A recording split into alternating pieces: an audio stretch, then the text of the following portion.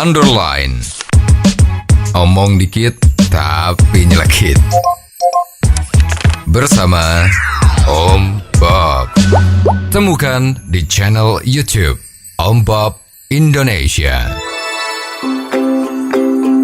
Om Bob, Ketua Komisi KPK terpilih mengatakan akan tetap mempertahankan OTT sebagai salah satu strategi dalam memberantas korupsi di tanah air. Bagaimana Om Bob menggarisbawahi masalah ini? Ya, ini luar biasa ya. Waktu kemarin diseleksi di DPR 5 calon pemimpin tadi itu kan presentasi juga memberikan jawaban-jawaban yang dipertanyakan oleh anggota Komisi DPR tadi itu ya.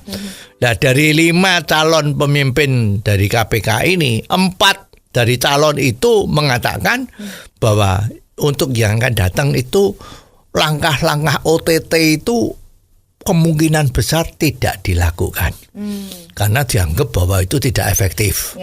Sedangkan yang sekarang, yang terpilih jadi ketua ini, Setio Budianto, itu salah satu hanya dia yang mengatakan OTT masih perlu dilakukan. Ya, kita senang.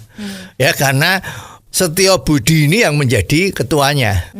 Nah, sekarang pada saat setelah dilantik di dalam konferensi pers itu dia mengatakan bahwa OTT itu tetap dijalankan. Betul. Nah, cuman nanti sepertinya mau melakukan tebang pilih. Ya, lihat kasusnya. Kalau mungkin korupsinya besar, baru di OTT. Betul. Tapi kalau korupsinya kecil, tutup mata. Ya, ini pasti para koruptor yang kelasnya medium ke bawah, ya, bukan yang kakap, ya, tapi ya teri gitu ya. Itu seneng ya, karena nggak akan ada OTT. Betul. Nah, seolah-olah seperti itu kan. Nah, ini justru sangat melemahkan. Melemahkannya di sisi mana Om Bob? Ya, sekarang kalau lihat kasus demi kasus selama KPK itu ada di Indonesia lebih dari 20 tahun, grafik koruptor itu makin naik kalau OTT-nya makin sedikit. Ya, jadi berbanding terbalik. Kalau OTT-nya sering, korupsinya merosot. Yang ketahuan ya. Kalau OTT-nya berkurang, korupsinya bertambah. Ini menjadi kas ya. Menjadi kas dan sangat masuk akal bahwa orang tidak lagi takut kalau ada OTT. Jadi korupsi sekarang itu terjadi hampir di semua lini. Ya, dari atas, tengah, bawah sampai bagian terbawah. Bagian terbawahnya itu apa Om Bob? Ya, ini maaf ya.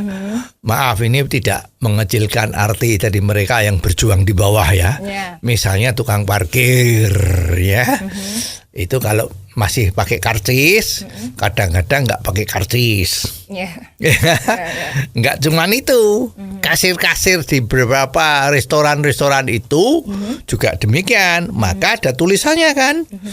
Kalau pembeliannya tidak memakai struk pembelian, maka dianggap gratis. Artinya boleh dibawa pulang.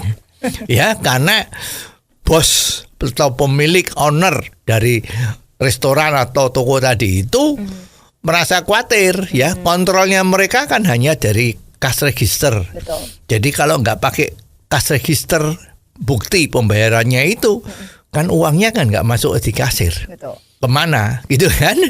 Maksudnya nggak masuk dalam perhitungan ya. Nah, kemungkinan kan ditangani oleh kasir bersangkutan, tetapi tidak dibikinkan slip pembeliannya. Nah, ini kan juga korupsi. Iya, betul.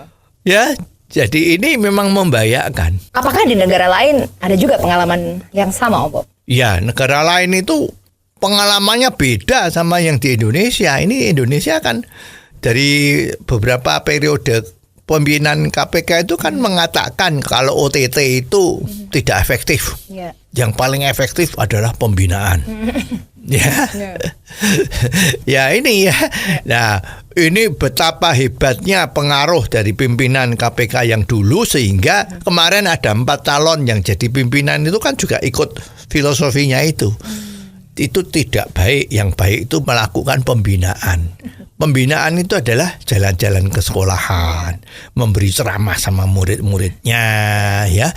Kalau ada departemen baru, menterinya baru, ya dia diundang cerita sama anak-anak dari departemen itu bahwa korupsi itu jelek, korupsi itu tidak baik, korupsi itu bisa dosa, masuk ke neraka besok kalau meninggal, ya. Nah, ternyata seperti ini kan udah nggak efektif. Wong koruptor itu makin banyak. Ya, jadi yang paling perlu dicontoh itu sekarang yang dunia mengakui pemberantasan korupsi yang paling hebat itu ada di Hong Kong. Ya, jadi Hong Kong sekarang bisa maju. Di samping Singapura juga maju, ya.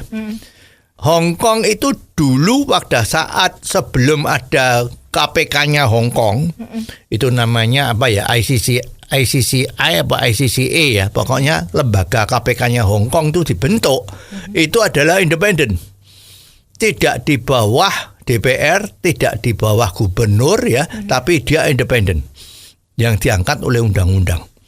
Nah, ini luar biasa. Justru dia melakukan tindakan OTT yang paling besar. Setelah ada OTT diungkit semua, ya, digali di dalamnya semua. Ya, bahkan sampai orang mau melakukan suap menyuap di tengah jalan, misalnya ada pelanggaran marka jalan, minta pasal 68. Kalau di sini kan pasal 68 sudah umum kan, semua udah tahu. Nah, di sana itu nggak berani karena KPK-nya Hong Kong itu mempunyai alat sadap yang hebat dan dia juga petugasnya KPK-nya sana itu bekerjanya militan, hatinya itu memang untuk negara, ya, tidak untuk kepentingannya. Jadi selalu bergentayangan di mana-mana mencari informasi, dan begitu ada penerima suap ditangkap, yang menyuap juga ditangkap, dan hukumannya sama-sama beratnya. Ya, jadi semua orang takut berbuat sesuatu yang berbau korupsi di Hong Kong.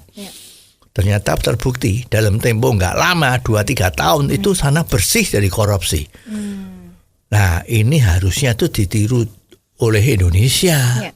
Jangan malah Indonesia gerakannya tuh berbalik arah dengan yang di Hong Kong, berbalik arah dengan yang dilakukan Singapura. Lah, ini akan mengakibatkan merugikan kita. Biaya untuk KPK di Indonesia itu kan triliunan, berapa itu, puluhan triliun setahun. Itu uang rakyat loh, uang kita bayar pajak loh. Tapi kalau kerjaannya seperti ini, cuman ilo-ilo, cuman pencitraan, ada KPK sudah melakukan pembinaan, sosialisasi, bikin paper-paper, bikin spanduk-spanduk, ya, pidato di televisi, ya, itu ya terus terang apa bisa cita-cita Indonesia bebas korupsi yang dicanangkan oleh Presiden Prabowo ini bisa terwujud. Sekali lagi, apa bisa terwujud? Oh, jadi begitu ya Om Bob. Jelas deh sekarang. Terima kasih Om Bob untuk waktunya. Sampai ketemu lagi di waktu yang akan datang. Underline. Omong dikit tapi nyelekit. Bersama Om Bob. Jika Anda suka dengan channel ini, jangan lupa subscribe, like, dan komen.